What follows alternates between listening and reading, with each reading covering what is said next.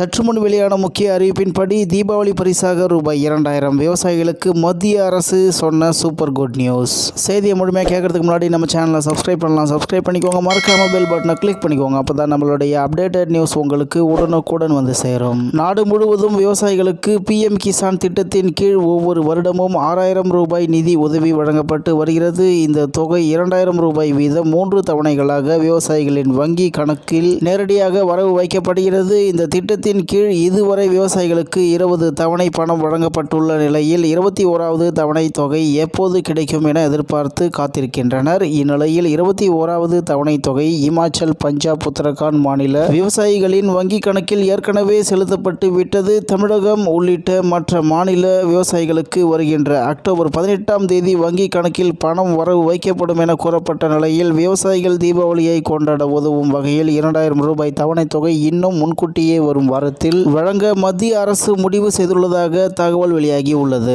மேலும் இந்தியாவில் உள்ள விவசாயிகள் பயனடையும் வகையில் வேளாண் விளை பொருட்களுக்கான குறைந்தபட்ச ஆதரவு விலையை மத்திய அரசு நிர்ணயித்துள்ளது. அனைத்து பருவகால சூழலிலும் அயராது பாடுபட்டு வரும் விவசாயிகள் நிச்சயமற்ற வானிலை மற்றும் சந்தை சூழல்கள் காரணமாக இழப்பை சந்தித்து வருகின்றனர். பருவம் தவறி பெய்யும் மழை, வறட்சி, வெள்ளப்பெருக்கு போன்ற இயற்கை பேரிடர்கள் பல நாட்களாக வேளாண்மை பணியில் கடும் பணியாற்றியுள்ள விவசாயிகளுக்கு இழப்பை ஏற்படுத்துகிறது. பயிர்களை அறுவடை செய்த போதும் நிச்சயமற்ற சந்தை விலைகள் காரணமாக வேளாண் விளைபொருட்களுக்கு உரிய விலை கிடைப்பதில் சிக்கல் ஏற்படுகிறது. இதன் காரணமாக உற்பத்தி செலவை காட்டிலும் குறைந்த விலையில் வேளாண் விளைபொருட்களை விற்பனை செய்ய வேண்டிய கட்டாயம் ஏற்படுகிறது. இது போன்ற இடர்பாடுகளை குறைக்கும் வகையில் வேளாண் உற்பத்தி பயிர்களுக்கு குறைந்தபட்ச ஆதரவு விலையை மத்திய அரசு நிர்ணயித்து அதன்படி விவசாயிகளிடமிருந்து கொள்முதல் செய்கிறது.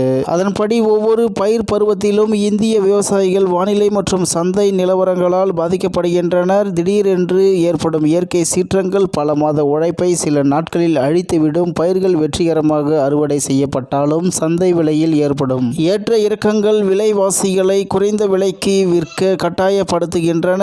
இது அவர்களின் உற்பத்தி செலவை விட மிக குறைவாக இருக்கும். சிறு மற்றும் குறு விவசாயிகள் விவசாயத்தை மட்டுமே நம்பி வாழ்பவர்களுக்கு இந்த ஆபத்துகள் கடன் சுமையை அதிகரிக்கவும், வருமான இழப்புக்கு வழிவகுக்கவும், விவசாயத்தை கைவிடவும் நேரிடும். இந்த சூழ்நிலையில் குறைந்தபட்ச ஆதரவு விலை ஒரு உயிர் நாடியாக செயல்படுகிறது என்று மத்திய அரசு தெரிவித்துள்ளது என்று தகவல் வெளியாகி உள்ளது என்பது குறிப்பிடத்தக்கது.